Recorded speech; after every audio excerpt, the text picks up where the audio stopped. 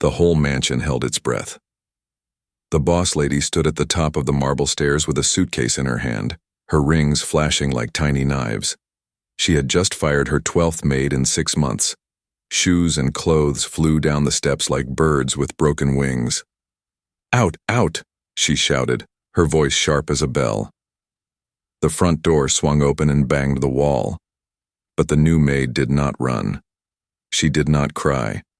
She stood at the foot of the stairs, calm, steady, and very, very brave. She lifted her chin and said something so soft and so strange that the house seemed to lean closer to hear. The boss lady froze with the suitcase in midair. Her eyes narrowed, her fingers trembled, and then the lights flickered like the mansion itself was waiting for what would happen next. Weeks earlier, the story began in a small kitchen behind a little church on Maple Street. Hope was her name. She was 19, with careful hands and eyes that looked for the good in things, even if you had to pull that good out like a thorn. She washed pots for the church suppers, and she sang while she worked, soft and low. The head cook, Mrs. Turner, always said, "Girl, you turn a hard day into music." Hope smiled because smiling was like opening a window to fresh air. But bills were high and pockets were thin, and Hope needed a job that could carry more weight than dishwater and song. On the church notice board, a paper flapped like a small bird's wing. Housekeeper needed, high pay, must be strong, no quitters. There was a phone number and the name, Mrs. King. People in town called her the boss lady. Some said she was made of ice and diamonds. Some said she never laughed. Some said maids ran from her house with shoes in their hands and tears on their cheeks. Hope read the paper twice. She felt a little twist in her belly, the kind you get before a storm or a test. She folded the paper and tucked it into her pocket. When Hope told Mrs. Turner, the cook sighed. "That woman on the hill? The King mansion? Honey, no maid lasts there. Not one. She will break your spirit like dry bread." Hope looked down at her careful hands. "Maybe she won't," she said. "Maybe she doesn't know a softer way yet." Mrs. Turner shook her head but hugged her. "You've got a brave heart. Don't let it get stepped on." The next morning, the hill looked steep as a giant's shoulder. The King mansion sat on top, wide and white, with windows like watchful eyes. The gates sighed open after the guard checked Hope's name. Inside, the air smelled like flowers that did not dare wilt. Hope walked past a fountain where stone fish spat water forever. She rang the bell. It chimed like a clock tower.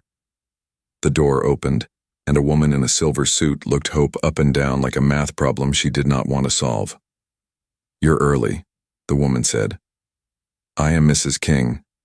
People call me the boss lady. I need someone who works faster than excuses and better than yesterday. Can you do that?" Hope answered, "I will do my best every day, ma'am." The boss lady's eyebrow lifted. "Your best had better be better than the last one. Follow me." The mansion had long halls and floors that were so shiny Hope could see her own face in them. Her reflection looked small but steady. The boss lady showed her 4 guest rooms, a library with a ladder like a tall tree, a kitchen that gleamed like a new coin, and a music room where a grand piano slept like a big black cat. "You will polish, dust, mop, wash, iron, fold, arrange, and remember where everything belongs," said Mrs. King. "Breakfast at 6, lunch at noon, dinner at 7. I drink ginger tea at 8. It must be hot, not warm, hot." She turned and walked away before Hope could answer. Hope started at once. She learned the house like a song. She learned the heavy smell of the wax, the right angle for each frame on the hallway wall, the soft sigh the library ladder made when she moved it, the thin squeak of the pantry door that needed oil, the good hiding place for the irons cord so no one would trip. She found tiny ways to make the mansion feel kind. Flowers in a small vase by the back door, a bowl of apples where the sun could kiss them, a folded blanket on the couch where the wind sneaked in at night. She kept quiet about it all. Kindness does not need a trumpet. Still, the boss lady snapped like a line in a storm. "You missed a spot. You are slow. You think I pay for mistakes? She tapped her watch when Hope carried tea. She checked for dust with a white glove. She changed her mind, and then blamed Hope for not reading it. Some days felt like walking on glass. Hope's feet learned to be careful. Her heart learned to be gentle anyway. On the third morning, the doorbell rang early. A woman with tight lips stood outside with a little boy behind her, his nose pressed to the glass. I am Ms. Pierce, personal assistant to Mrs. King, the woman said, and this is Benny. The boy peered up at Hope. He wore a red cap and held a book about rockets. Benny will be staying for a week, Ms. Pierce added. She did not explain, and Hope did not ask. Benny's eyes were wide and curious, like he could see magic in ordinary things. Hope liked him right away. Benny followed Hope through the kitchen. I like science, he said. Do you like science? Hope smiled. I like learning how things work. That is a kind of science. She showed him the pantry full of jars like soldiers. She showed him the back garden where rosemary and mint made the air taste green. Benny told her about rockets and stars and how he wanted to build things that flew. Mama says I can make anything if I practice, he said. Your mama is right, Hope answered, and the boy's face glowed. The boss lady swept in, all angles and orders.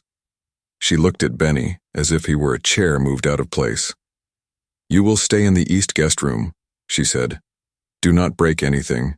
Do not run. Do not touch the piano. Do not. Benny nodded, small and quiet now. Hope saw his shoulders drop, like a bird tucking its wings.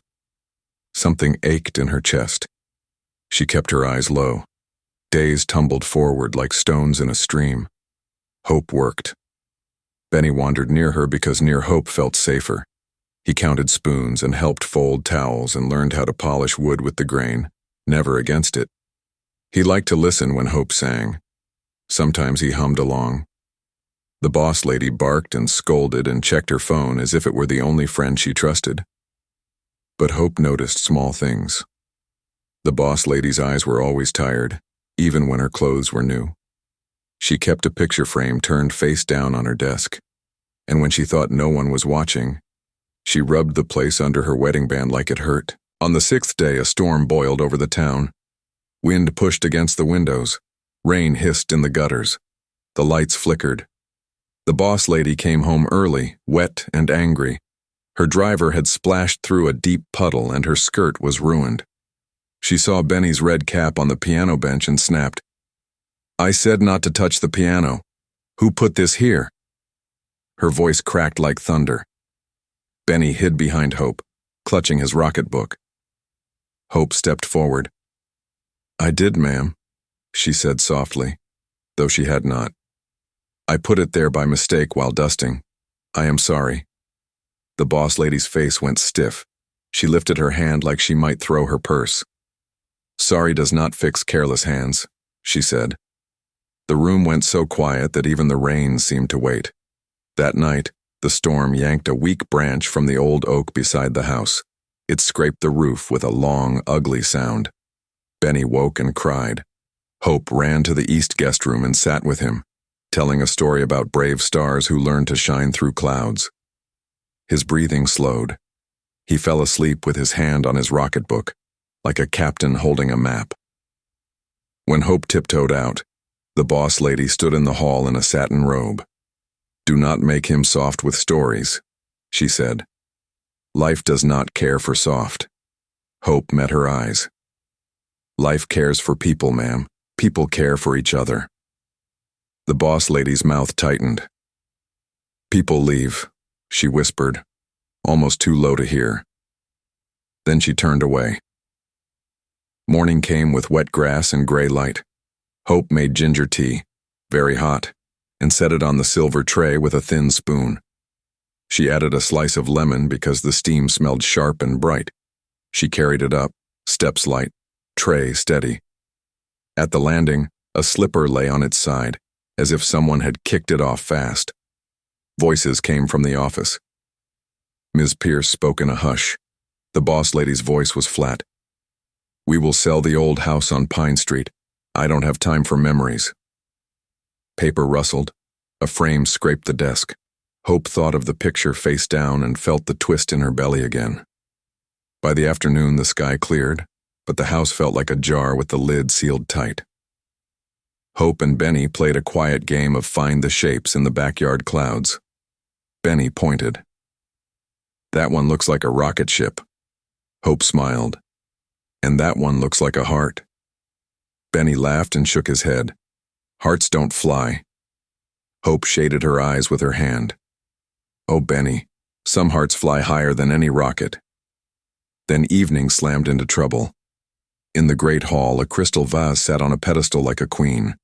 Mrs. King's mother had loved it, people said. The hall rug had a small wrinkle from the storm-wet shoes earlier. Hope saw it and stepped over, balancing a folded throw for the couch. Benny ran in to tell Hope that he had found a star-shaped leaf. His foot caught the wrinkle. Time slowed. The vase tipped. It slid to the edge of the pedestal. Hope dropped the blanket and dove like a swimmer for the last wave. Her fingers brushed glass. The vase spun. It fell. It hit the floor and split like a clear bell breaking. Shards flew. Water splashed. The last bouquet Mrs. King had kept from a fancy dinner splayed across the marble like fallen soldiers. Benny froze, wide-eyed. Hope's hands shook. The front door opened at that exact breath and the boss lady stepped in. She saw the shards.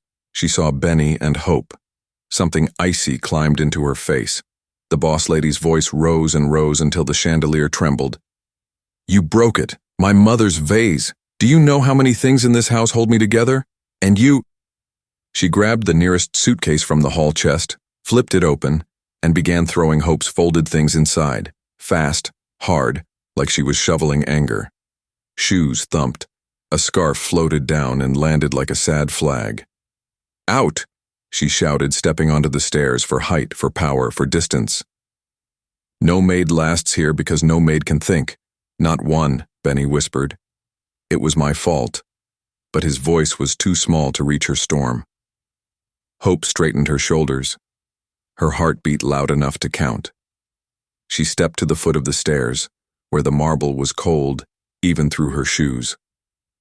The suitcase hung in the boss lady's hand. The house seemed to hush. Not even a clock ticked. Hope lifted her chin. She did not raise her voice. She did not argue. She said 7 simple words, each one like a small lit candle placed on a dark table. I can fix what looks too broken.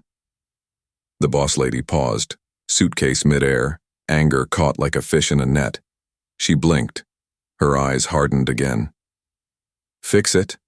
With what? You cannot fix a shattered past. Her mouth shook on the word past, just a little, like a secret trying to escape. Hope took a slow breath. Let me try, she said. Give me tonight. If I fail, I will go before sunrise.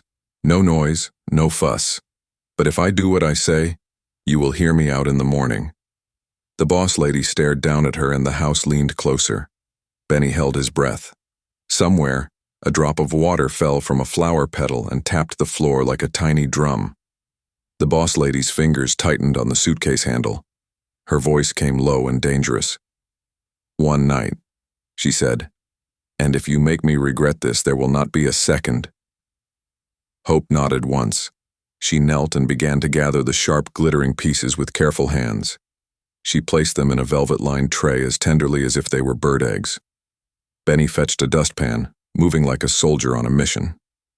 Hope's eyes moved over the wreckage, seeing not just what it was, but what it could become.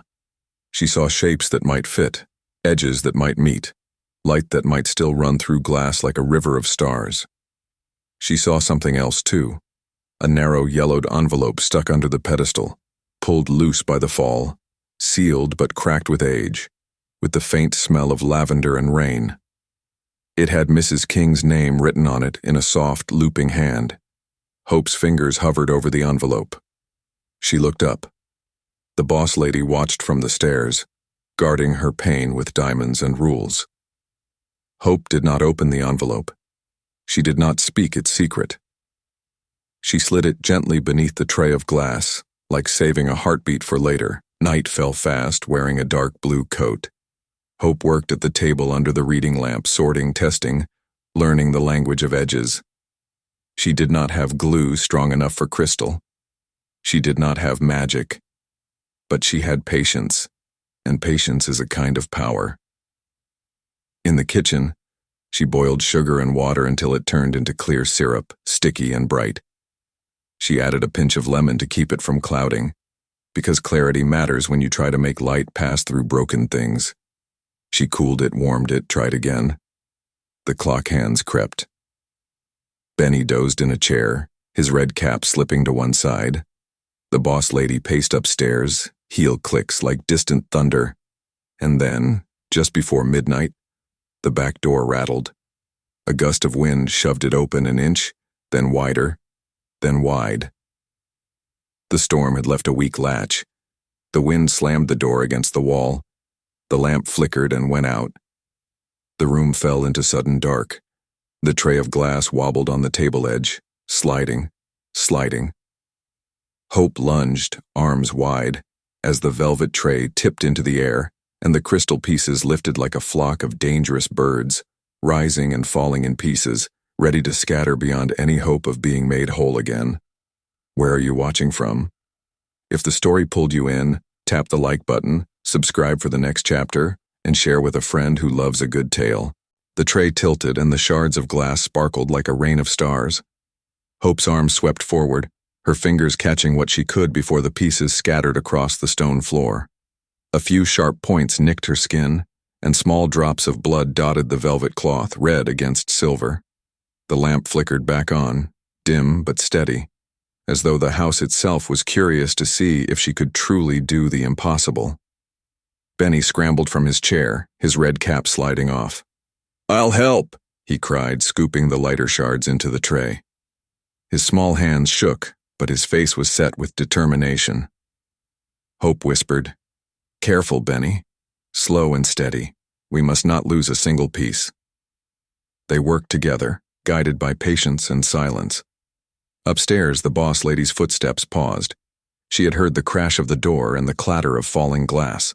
Slowly, she descended halfway down the stairs, her robe trailing like a shadow.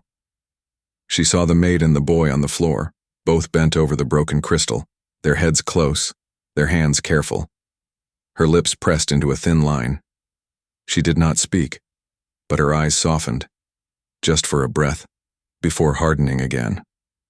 Hope carried the tray back to the table. She bound her small cuts with strips of cloth torn from her apron. Then she returned to the syrup. The air in the kitchen filled with the sweet, sharp smell of sugar and lemon. She stirred slowly, never letting the mixture burn, never letting it harden too fast. She whispered as she worked, as though speaking to the broken vase itself. "You are not gone. You are just waiting to be made whole again." Benny tilted his head. "Do you think broken things can really be fixed, Hope?"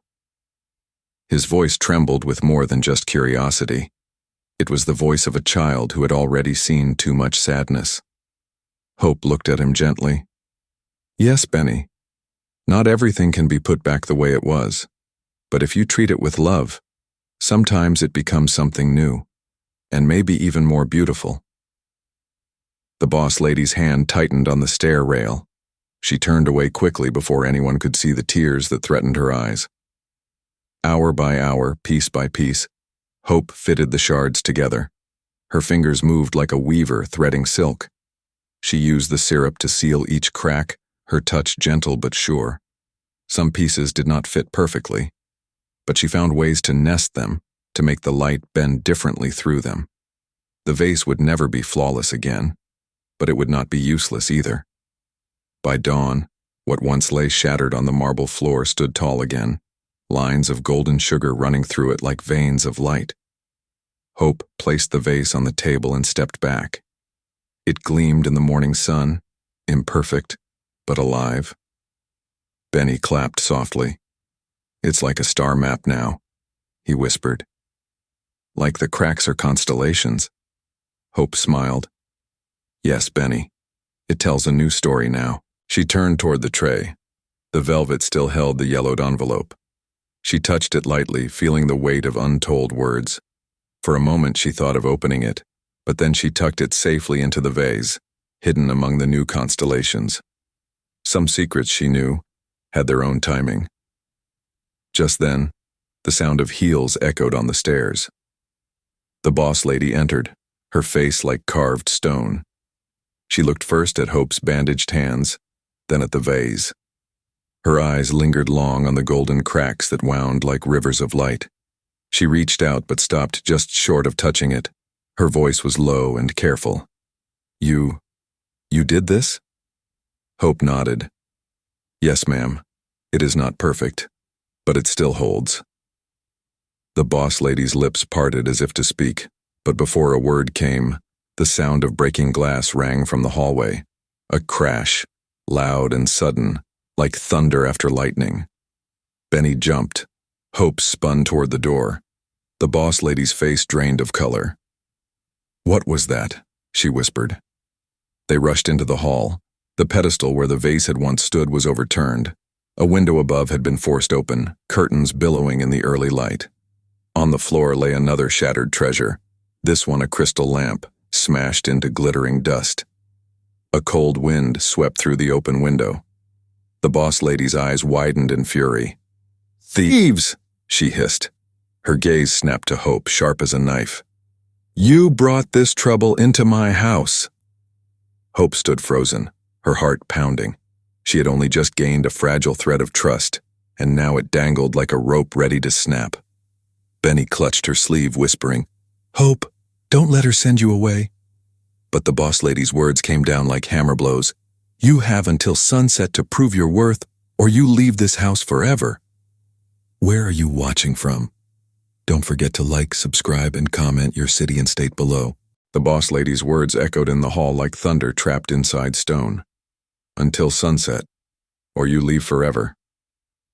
Her robe swept around her as she turned sharply, her heels clicking against the marble, leaving Hope and Benny standing frozen beside the broken lamp. The early light slanted through the open window, throwing sharp shadows across the glittering shards. Hope's chest rose and fell with heavy breaths. She bent down slowly, carefully, picking up the larger pieces of the shattered lamp.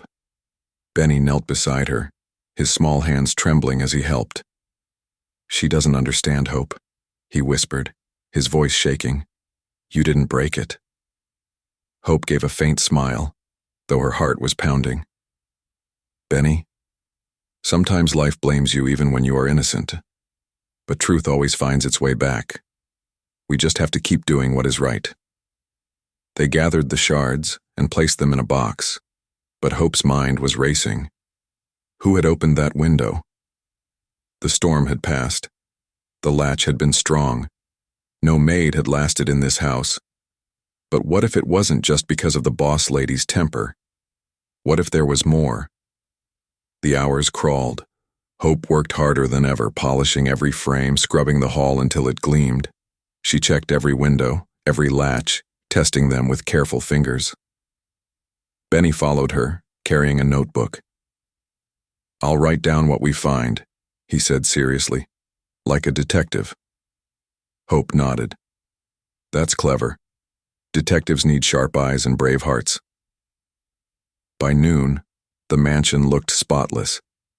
Yet the boss lady's eyes followed Hope wherever she went, cold and suspicious. She said little, but her silence was heavy as chains. When lunch was served, she tasted the soup, then set her spoon down with a clink. "Too much salt," she murmured. Her voice was soft, but the bite in it was sharp enough to cut. Hope lowered her eyes. The less extreme hours passed, filled with quiet tension. Benny tugged at Hope's sleeve once and whispered, "Why do you stay?" All the others ran away. Hope's answer was calm but steady. "Because sometimes the hardest people are the ones who need kindness the most." Benny blinked up at her, his young mind soaking in the lesson. Then, just as the sun tilted low toward the horizon, trouble erupted again. A scream ripped through the mansion.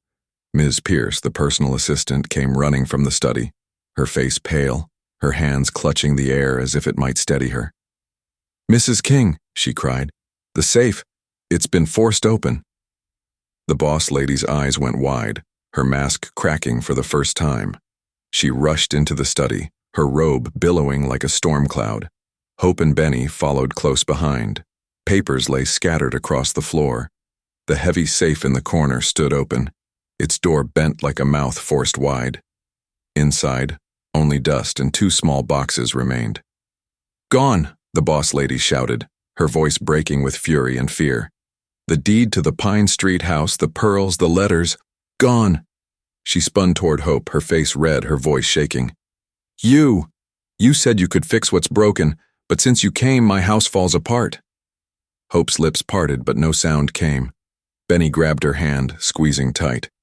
The room trembled with the weight of the boss lady's rage, and then, just as the sun touched the edge of the horizon, a knock rattled the great front door, loud, firm, and final, like a drumbeat of destiny. Where are you watching from? If you're enjoying this suspenseful story, don't forget to like, subscribe, and comment your city and state below. The knock boomed again, 3 times, steady and strong. The boss lady froze in the study doorway, her robe clutched in her fists. Hope's pulse quickened. Benny's small hand gripped hers so tight his knuckles turned white. "Who dares knock on my door like that?" the boss lady hissed, sweeping into the hall. She flung the door open with a sharp pull. On the porch stood a tall man in a dark coat, rain still clinging to his shoulders though the storm had ended hours ago. His eyes were keen, sharp as if they could cut through secrets. Behind him, 2 deputies stood silent. "Mrs. King?" the man asked, his voice calm but commanding. He pulled out a badge. "Detective Harris, we received reports of suspicious activity near this property last night and again this morning. May we come in?" The boss lady stiffened, her chin tilted upward. "You may," she said, though her voice carried a crack of unease.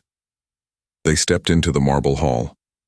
Detective Harris's eyes swept over the glittering shards still waiting to be cleared, the polished stair rails, the nervous faces. He nodded once. "Something isn't right here," he murmured. Hope stood silently at the back, her hands folded. The detective's gaze lingered on her for a moment, then shifted to Benny, who quickly ducked behind Hope's skirt. The boss lady led them to the study, where the open safe yawned like a wound. Harris crouched, inspecting the bent steel. He ran his hand over the lock. "Forced," he said simply. Then he glanced at the floor. Footprints, muddy, faint, but there. He followed them to the window, where the latch had been scratched. Entry was here. The boss lady's eyes narrowed, fury blazing. "And yet," she snapped, pointing at Hope. "Nothing in this house was stolen until she arrived. Nothing broken, nothing missing, until her." Hope felt the words like stones thrown at her chest, but she did not look away. "Ma'am," she said softly, "I did not come here to break. I came here to build." The detective studied her, then turned back to Mrs. King. "Madam, this is not the work of a servant girl. These marks were made with tools. Whoever did this planned it well." He glanced again at the footprints. "But the thief may still be close." For a moment, silence fell. Then, crash. From upstairs came the sound of glass shattering, louder than before, followed by the quick thud of running feet. Benny gasped. Hope's heart leapt into her throat. The boss lady spun, her robe whipping around her ankles. "Upstairs!" she cried. Detective Harris was already moving, his coat flaring as he dashed toward the grand staircase. The deputies followed, boots pounding against marble. Hope grabbed Benny's hand and pulled him close behind them. The house seemed alive with noise. The chandelier swaying, doors slamming, footsteps echoing like drums of war. At the top of the stairs, a shadow darted across the corridor, a figure cloaked in black, clutching something shiny in one hand. The detective shouted, "Stop!" But the figure bolted, slamming into a side door that led to the east wing. The boss lady's face turned pale. "That wing is locked," she whispered. "It has been locked for years." Hope's eyes widened. A locked wing. Secrets hidden in plain sight. She tightened her grip on Benny as her heart pounded louder. And then, as if the house itself wanted to reveal the truth. The locked door creaked open on rusty hinges. The figure disappeared inside, and the darkness swallowed him whole. Where are you watching from? If this story has you hooked, smash the like button. Subscribe. The heavy door to the east wing groaned as it swung shut behind the shadowy figure. The sound echoed down the corridor, deep and haunting, like the mansion itself was sealing away its secrets. Detective Harris lunged forward, shoving the door open before it latched. "Stay back!" he barked to the deputies, to Hope, to everyone, but Hope's feet carried her forward anyway. The east wing smelled of dust and memories long buried. The air was thick, heavy with the scent of old wood and lavender that had long faded. Torn curtains fluttered like ghosts against the broken windows. Benny clung to Hope's arm, his small body trembling. "Hope, it feels wrong in here," he whispered. The shadow moved fast, darting into a room at the far end. The detectives gave chase, their boots shaking the old floorboards. Hope followed at a distance, pulling Benny close, her heart hammering. The boss lady, though pale, walked stiffly behind them, her face a mask of stone. The room at the end burst open. A study, smaller than the grand one but thick with dust. Shelves sagged with forgotten books, and a writing desk sat crooked, drawers half open as though someone had rifled through them before. The shadowy figure slammed the far window open, ready to escape. "Freeze!"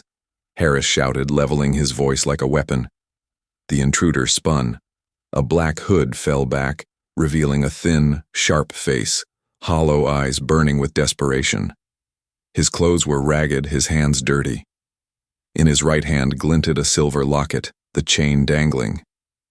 Mrs. King gasped, her hand flying to her mouth. That's mine," the man sneered. "Yours? You think you own everything. This house, this life, it was never yours alone." His voice cracked with bitterness, like a wound reopened. The deputies surged forward, but the man's eyes darted wildly, his breath ragged. He clutched the locket tighter and hissed, "I won't go back empty-handed." Hope stepped forward, her voice gentle, even in the chaos. "You don't have to do this. Nothing broken stays broken if we choose to mend it. Let it go before it's too late." The man's eyes flickered to her, something human surfacing for a moment. But then, he bolted. He shoved a chair into the deputies, sending them stumbling. He dashed down a side passage, the locket flashing in his hand like stolen fire. Detective Harris gave chase again, cursing under his breath. Benny clung to Hope, his eyes wide. "Who is he?" Hope asked, breathless. The boss lady's face had gone ashen. Her lips trembled, her eyes filling with something deeper than anger, something like sorrow. "That man, he is not a stranger." Her voice cracked. "He is family." Hope's heart thudded, her breath caught. Family? In this house where no maid lasted? Where secrets clung to the walls like vines? Before anyone could ask more, a loud crash echoed from the passage. Harris shouted. One deputy yelled for help. The chase had taken a dangerous turn.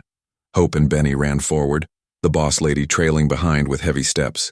The passage twisted into darkness, and then they found the detective on his knees, coughing from dust. The intruder had vanished deeper into the hidden halls. The locket, however, lay on the ground, chain broken. Harris picked it up and handed it to the boss lady. She stared at it as if it carried the weight of her soul. Inside the locket, the glass cracked, lay a picture of a young woman who looked just like her, but softer, smiling, alive. Hope's breath caught. Benny whispered, "It looks like you, Mrs. King." The boss lady's hand shook as she clutched the locket to her chest. Her voice was barely a whisper. "That was my sister." The house seemed to groan in reply, secrets pressing against its walls, ready to spill. And just as the tension grew unbearable, the sound of breaking wood and a muffled cry came from the farthest chamber of the east wing. The intruder had trapped himself, but he wasn't alone. The cry from the far chamber cut through the air like a knife. It wasn't just the sound of wood breaking. It was a human cry, raw and desperate. Everyone froze for a heartbeat. Even Detective Harris, who had seen more than his share of danger, tensed. "Someone else is in there," Hope whispered, her eyes widening. Benny pressed closer to her side, clutching her hand. The boss lady's face drained of color. Her lips moved without sound, as though she was praying or cursing. Finally she spoke, voice trembling. "That room, it has been locked since the fire." "A fire?" Harris snapped, turning on her. "You didn't mention a fire." The boss lady's jaw tightened. "Because I buried it with everything else." She clutched the locket tighter to her chest, her knuckles white. Another cry echoed, followed by the sound of furniture being overturned.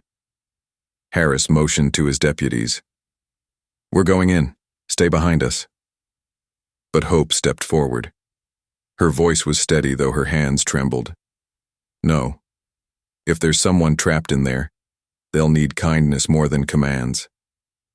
The detective's eyes narrowed, but something in Hope's courage made him nod. "Fine, but stay in my sight." They crept down the narrow hall toward the chamber. The air grew colder, heavier, as though the east wing was holding its breath. Dust floated like ghosts in the thin light. The door at the end rattled as fists pounded from the inside. Harris raised his boot and kicked. The lock snapped, and the door flew open with a crash. Inside, the intruder stood in the corner, breathing hard, his hood torn. But it wasn't just him. A frail woman sat in a chair near the window, her wrists bound, her face pale and lined with sorrow. Her hair, streaked with silver, tumbled over her shoulders. Her eyes, tired, wounded, lifted to the light, and for a moment, time itself seemed to stop. The boss lady staggered forward. The locket slipped from her hand and clattered to the floor. Her voice broke in two. "Emma." Hope's heart lurched. Benny gasped. Harris muttered a curse under his breath. The intruder's voice was harsh, jagged with pain. "She doesn't belong to you anymore. You shut her away. You locked this wing. You pretended she was gone." Mrs. King's hands trembled at her sides. "I did it to protect her. After the fire, after the shame, I had to." Emma's lips parted. Her voice was thin but clear, carrying the weight of years. "No, sister. You did it to protect yourself." The room fell into stunned silence. Hope felt Benny clutch her arm tighter, his small heart pounding through his hand. The deputies shifted uneasily. Harris's sharp eyes moved between the women, piecing together the unspoken truth. The intruder stepped forward, his voice breaking. "I am her son. You locked us away while you lived in luxury." The boss lady's knees buckled.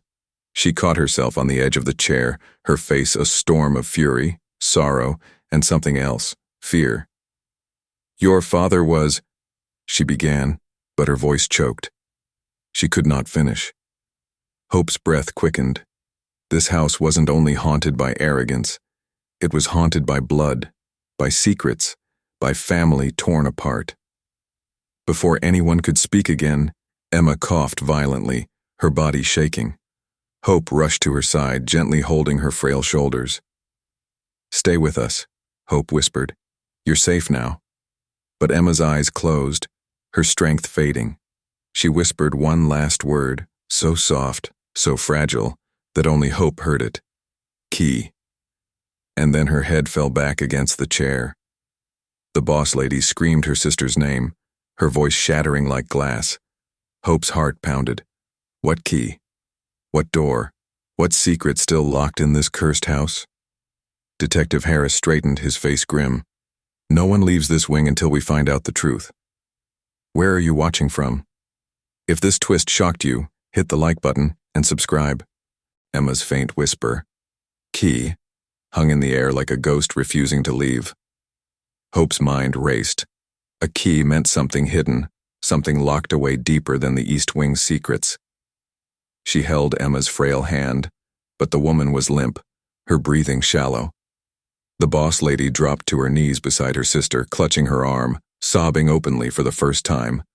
Her carefully built wall of pride crumbled into dust. "Emma, please, don't leave me again." The intruder, Emma's son, stood rigid, torn between anger and grief. His fists unclenched, the fight draining out of him as he watched his mother fade. Detective Harris scanned the room, his sharp eyes catching details no one else saw. "She said key. Where would she keep it?" He turned to Mrs. King. "Think. What in this house is left from before the fire?" The boss lady's face went pale. "There's only one thing," she whispered. "Our mother's trunk." Her words sent a shiver through the room. Hope looked around, noticing a battered chest tucked into the corner, half buried under old sheets. Its brass lock was tarnished, but intact.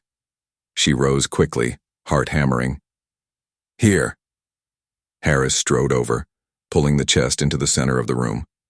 The deputies hovered close, ready for anything. The intruder's eyes blazed with desperation. "That trunk belongs to my mother." "No," Mrs. King snapped, her voice raw with tears.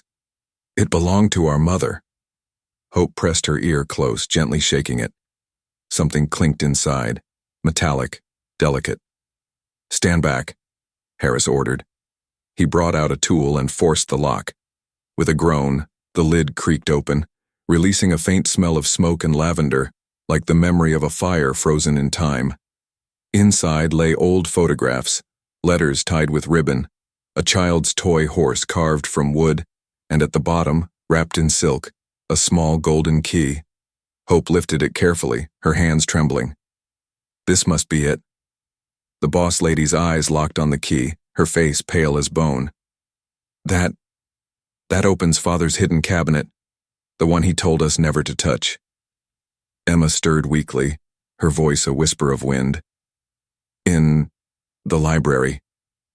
Harris wasted no time. "Everyone, move. Now."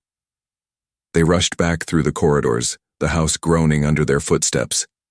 Benny clung tightly to Hope, his red cap bouncing with every step. The boss lady, though shaking, refused to let go of Emma's hand as the deputies carried her frail body. When they reached the grand library, the air was thick with silence. Dust hung in golden shafts of late sunlight. Harris motioned to Hope. She stepped forward with the key, her hand trembling.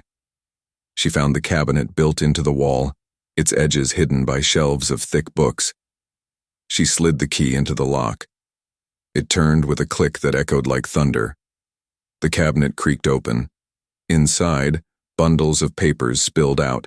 Legal documents, land deeds, letters sealed with wax. Among them, a thick envelope marked in bold handwriting. "To my daughters." The boss lady's hand flew to her mouth. "Father," she whispered, tears brimming. Hope pulled out the envelope and handed it to her. With shaking fingers, Mrs. King tore it open. The crackle of the old paper filled the library. Her eyes moved over the words, and as she read, her face changed. Anger, confusion, then utter shock. Her knees gave way, and she sank to the floor. "No, it cannot be," she gasped. Harris snatched the paper, scanning quickly. His jaw tightened. He looked up, his voice grim. "This letter says the Pine Street house, the jewelry, and half the family fortune were left not to you, Mrs. King, but to Emma and her son." The room exploded in silence so heavy it felt like the walls were listening. Hope's breath caught. Benny's eyes widened. The intruder, Emma's son, stumbled back, his face a storm of disbelief and fury. The golden key spun on the marble floor before coming to rest, its gleam trembling in the fading light. Everyone stood frozen. The boss lady sat crumpled on the carpet, the letter shaking in her hands. Emma's son stared, his jaw tight, his chest heaving like a man torn between rage and relief. Detective Harris broke the silence. His voice was firm, steady. "This is a legal testament. If true, everything taken from Emma, everything locked away, belongs to her and her child." The boss lady's head jerked up, her face streaked with tears. "No," she cried. I kept this house alive. I paid the debts. I carried the name. Emma disappeared. She gave it all up. She gave me up." Her words were wild, broken, her mask of strength shattered. Emma, lying weak in the deputy's arms, stirred faintly. Her lips parted. "I never left," she whispered. Her eyes found her sister's.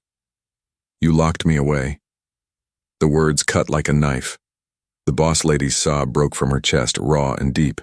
She clutched her head as though the truth itself was too heavy to bear. Hope stepped forward, her soft voice filling the silence. "Sometimes the people we call difficult are the ones carrying the heaviest chains, but chains break when truth comes out." The intruder, Emma's son, took a step toward his aunt, his eyes blazing.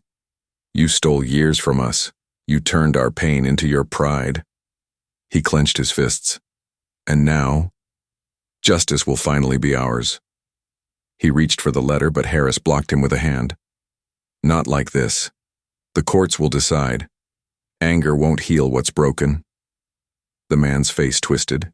His voice cracked. "The courts? Do you think paper and judges can return my mother's stolen life?" Hope moved between them, her hands raised, her voice trembling but strong. "No paper can return the past, but hate can destroy the future. You said you wouldn't leave empty-handed. Don't let your heart be the thing that's stolen next." For a long moment, silence stretched like a rope about to snap. Benny tugged gently at the man's sleeve. His small voice was clear, innocent. "Mister, if you take revenge, you'll just be like the storm that broke the vase. But if you forgive, maybe you'll be like the sugar that held it together again." The man stared at him, stunned. His fists slowly loosened. His eyes filled with tears, and he turned his face away, ashamed. The boss lady clutched the letter tighter, her knuckles white. She tried to rise but stumbled, her strength failing. Hope caught her, steadying her with gentle hands. For the first time, the boss lady looked into Hope's eyes, not with contempt, but with something fragile, almost pleading. "Why are you still here?" she whispered. "Every maid before you ran. Why do you stay when I have given you nothing but pain?" Hope's answer was simple, but it carried the weight of her heart. "Because no one is beyond kindness, ma'am. Even the hardest hearts can learn to beat again." The boss lady's lips trembled. Her eyes filled, and a tear slipped free. But before she could reply, a sudden roar of fire erupted from the east wing. Smoke poured into the hall, black and thick. The house groaned as flames licked the old wood. Someone screamed, "The fire's spreading!" Detective Harris barked orders. "Get everyone out, now!" Hope froze. Emma was still weak. The papers, the letter, all of it lay scattered across the library floor. Benny clung to her side, coughing as smoke filled the air. The boss lady, trembling, clutched the locket against her chest. The mansion was no longer just holding secrets, it was trying to burn them away. Where are you watching from? If this fire twist has your heart racing, smash the like button and subscribe. The flames roared like a beast set free. The east wing crackled as fire climbed the walls, devouring curtains, swallowing wood, spitting sparks into the air. Smoke spread thick and fast, curling into the grand library. The mansion trembled, its bones groaning under the heat. "Everyone out!" Detective Harris shouted, his voice sharp through the chaos. The deputies grabbed Emma's chair, rolling her quickly toward the hall. Benny coughed, his small body shaking as he clung to Hope's waist. The boss lady stood frozen, clutching the locket to her chest, staring at the spreading fire as though it were her punishment come alive. Hope grabbed her arm. "We have to go." But Mrs. King shook her head, eyes wild with tears. "If I leave, it all burns. Everything. Our mother's house, her letters, father's memory, gone." She stumbled toward the cabinet, trying to gather the scattered papers, her hands shaking. The intruder, Emma's son, blocked her. His face was torn with anger and grief. "Let it burn.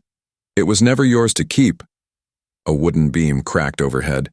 Splinters rained down, sparks snapping like fireflies gone mad. Harris cursed under his breath, rushing to steady Emma's chair as smoke choked the air. Hope's heart pounded. She had seconds to decide. She turned to the intruder, her voice breaking through the noise. Listen to me. Hate won't save your mother. Fire won't bring back what's lost, but saving lives, that's what matters now. For a moment his eyes flared with rage, then softened, as if Benny's innocent words earlier still echoed in his heart. He stepped aside. Hope grabbed Mrs. King's arm again.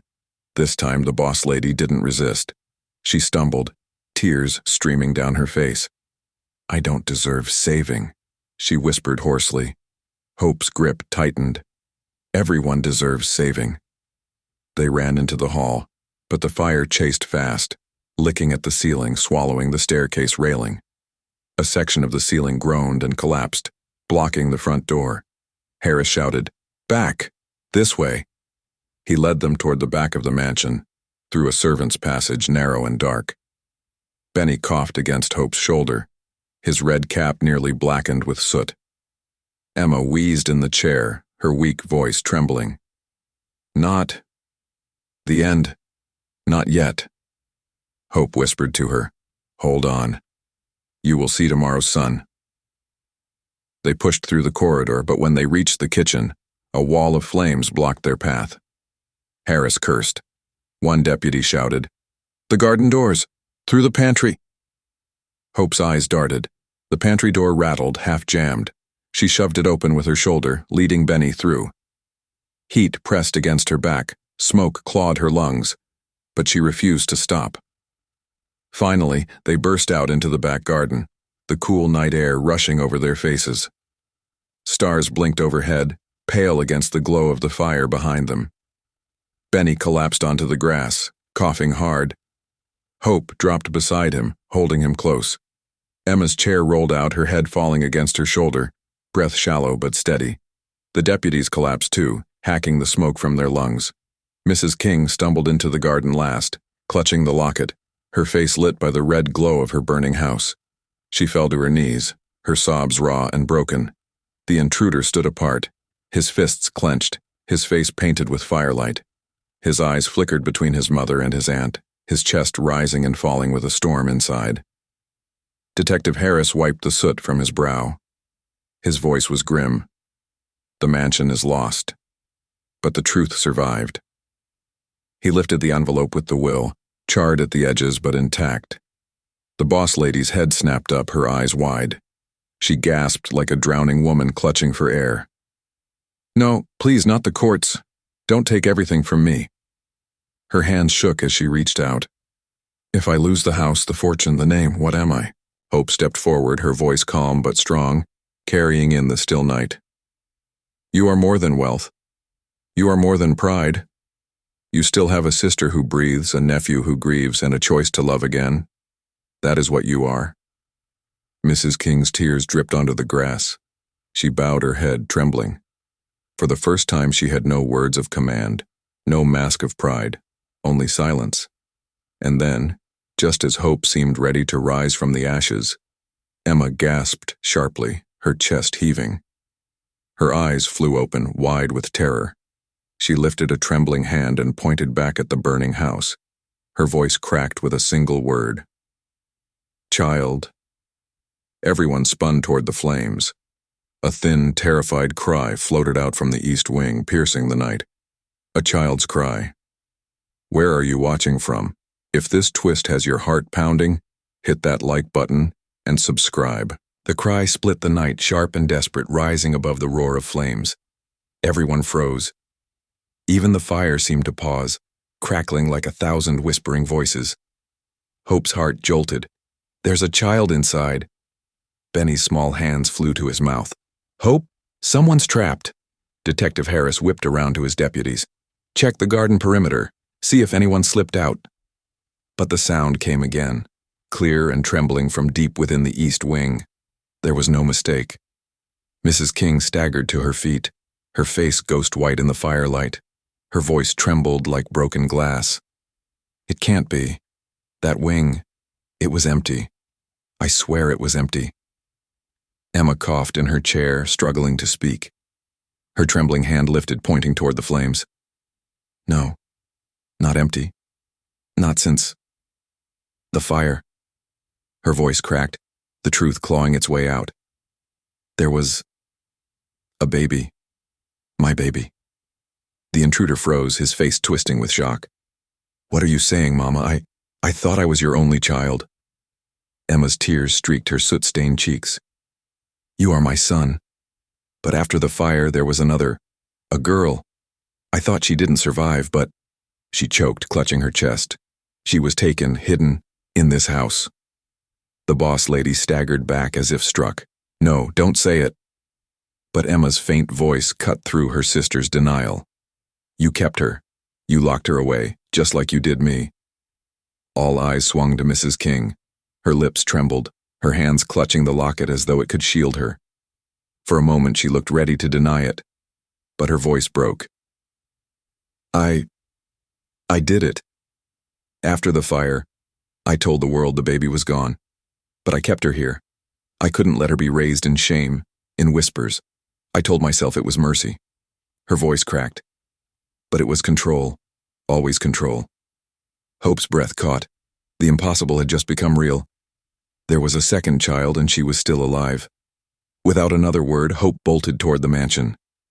Stay here, she shouted, not looking back. Hope, no, Benny cried, trying to run after her, but Harris grabbed his shoulder. Stay put, boy, she knows what she's doing. Heat pressed against Hope's face as she re-entered the burning house.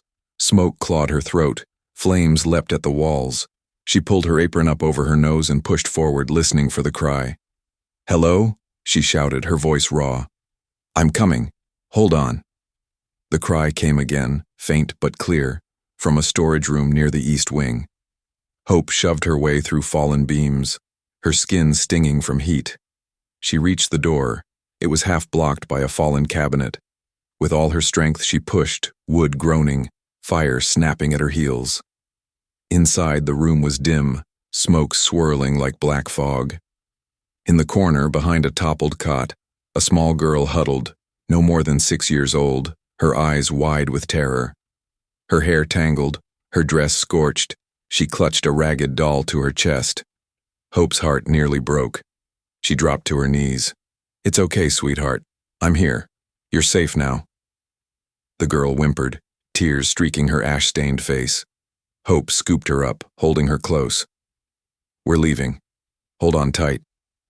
With the child in her arms, Hope pushed back through the hall. Fire raged, the roof above creaking like it might fall at any moment. She shielded the girl with her body, every step a battle against heat and smoke. At last, she burst through the pantry door and into the garden, coughing, her arms trembling but still cradling the child. Gasps filled the night. Benny ran forward, eyes wide. She did it! Hope saved her! Emma cried out from the chair, her weak arms reaching. My baby! The little girl clung tighter to Hope's neck, burying her face. The boss lady fell to her knees, sobbing uncontrollably. I'm sorry, she choked. I told myself it was love, but it was fear. I stole her life. I stole both of yours. Hope lowered the child gently into Emma's trembling arms. The girl looked up with wide, fearful eyes, and Emma whispered through her tears, You are not hidden anymore. You are mine. The intruder knelt beside them, his hand shaking as he touched his sister's arm. We're family, he whispered hoarsely. All of us. No more secrets. The boss lady bowed her head, broken at last. If forgiveness lives anywhere in this world, may it live here, she sobbed. Hope stood back, her face lit by the fire's glow. Benny pressed against her side. Harris and his deputies watched in silence, knowing they were witnessing something deeper than law could touch. The mansion behind them groaned one last time, then collapsed inward in a roar of sparks and ash. What was once a prison of pride and secrets was now gone, reduced to rubble and smoke. But in the garden, a new story had begun. A family torn apart was learning to stitch itself back together. And the maid no one thought would last had done the impossible. She had not only stayed, she had healed. Hope took Benny's hand, her voice soft but steady. See, Benny? Sometimes kindness doesn't just change a house, it changes hearts. The boy looked up at her, eyes shining. Then you're the strongest person I know. And for the first time in years, even the boss lady, her face streaked with tears, managed a fragile smile. The story of pain and pride had ended in fire, but from its ashes rose something greater, the beginning of forgiveness. Where are you watching from? If you loved this story and its ending, smash that like button, subscribe for more powerful tales, and drop your city and state in the comments so we can give you a shout out in the next story.